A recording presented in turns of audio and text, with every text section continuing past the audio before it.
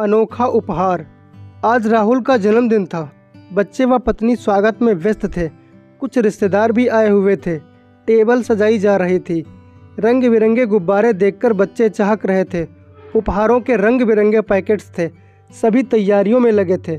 बड़ा सा cake table पर सजाया हुआ था और यह न जाने कहाँ खो गया। उसको स्मृति उसे कई साल पीछे ले आई, जब वह मात्र 12-13 साल का था। शहर में एक पेड़ के नीचे बैठा रहता, आने जाने वालों के सामने हाथ फैलाकर भीख मांगता। शाम तक इतना हो जाता कि उसका व उसकी माँ का पेट भर जाता। एक दिन वहाँ से एक साहब गुजरे। वे शहर में नए आए थे, अपने ऑफिस पैदल ही जाते थे। वह दौड़कर उनके पास गया, हाथ जोड़कर नमस्ते करके हाथ फैला दिया। उसे कुछ ज़्यादा ही उम्मीद थी कि साहब हैं तो 20 का नोट तो हाथ में आएगा ही, लेकिन ऐसा नहीं हुआ। उल्टे उनके भाव से साफ जाहिर हुआ कि उनका इस तरह से हाथ फैलाना उन्हें बिल्कुल भी अच्छा नहीं लगा। फिर भी 5 का सिक्का हथेली पर रख दिया। 1-2 दिन तो इस तरह रोज़ मांगते रहने पर उन्होंने कुछ नहीं कहा। 2-5 रुपए हाथ में रख दिया करते थे, पर उनके मिजाज से लगता था कि उन्हें भिखमंगों से नफरत है। एक दिन उन्हें गुस्सा आ ही गया, बुरी तरह से डांट दिया। कहने लगे, शर्म नहीं आती भीख मांगते हुए? अच्छे भले सेहतमंद हो, मेहनत करके खाओ। तुम्हारी तरह सभी भीख मांगने लग जाएं तो देश में कमाएगा कौन? हमारे देश के जितने भी भीख मांगने वाले हैं, अगर मेहनत करने लग जाएं तो हमारी अर्थव्यवस्था को काफ़ी गति मिल सकती है। साहब के चेहरे पर गुस्से को भांपकर वह चुपचाप गर्दन नीची करके पेड़ की तरफ लौट आया। अब साहब उसे रुपया नहीं देते। वह दौड़कर उनके पास भी नहीं जाता, बस पेड़ की छाया में बैठा रहता। साहब भी तिरछी नज़रों से घूरते हुए तेज़ी से निकल जाते। एक दिन साहब खुद उसके पास आए, पास बैठे और हाल चाल पूछा।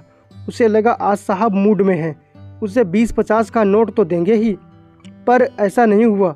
वे पैसों की जगह एक पैकेट देकर कहने लगे, आज मैं तेरे लिए एक अनोखा उपहार लाया हूँ। फिर पैकेट खोला, उसमें से निकली वजन तोलने वाली मशीन। उसे देते हुए बोले, आज से तुम्हें भीख मांगने की ज़रूरत नहीं है। ये मशीन सामने रख देना, लोग अपने आप तुलेंगे और तुझे 10 रुपये देकर जाएंगे। इससे तुझे किसी के सामने हाथ भी फैलाना नहीं पड़ेगा, तुम अपनी मेहनत की खाओगे। कहकर उन्होंने गाल पर हल्की सी थपकी दी और चले गए। उसकी आंखें भर आईं। अब वे हमेशा उसके पास खुद रुकते, उसका हालचाल पूछते, उसकी दिन भर की कमाई को पूछते। कभी कभी हंसकर मजाक में कहते, पैसों की बचत करके रखना, तेरी शादी जो करनी है। धीरे धीरे पैसों की भी बचत होने लगी। इस बीच समोसे की दुकान भी खोल ली। दुकान चल निकली तो धंधे का विस्तार कर लिया। आज भरा पूरा परिवार, पैसा, गाड़ी, अच्छे दोस्त, सब कुछ है। किसी चीज़ की कमी नहीं है। पर साहब न जाने कहाँ होंगे। उनका तो कुछ महीनों बाद तबादला हो गया था।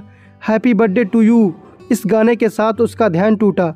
उसने मोमबत्तियाँ बुझाई, सब ने उपहार भेंट किए, पर उसे वह उपहार याद आ रहा था जिसने उसकी ज़िंदगी को बदल दिया था।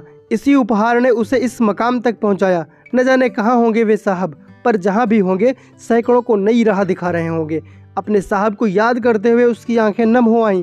दोस्तों, प्रतिदिन एक सुंदर कहानी पढ़नी और सुननी हो तो चैनल को सब्सक्राइब कीजिए और ज़्यादा से ज़्यादा शेयर कीजिए। मिलते हैं अगले वीडियो में, तब तक के लिए जय हिंद।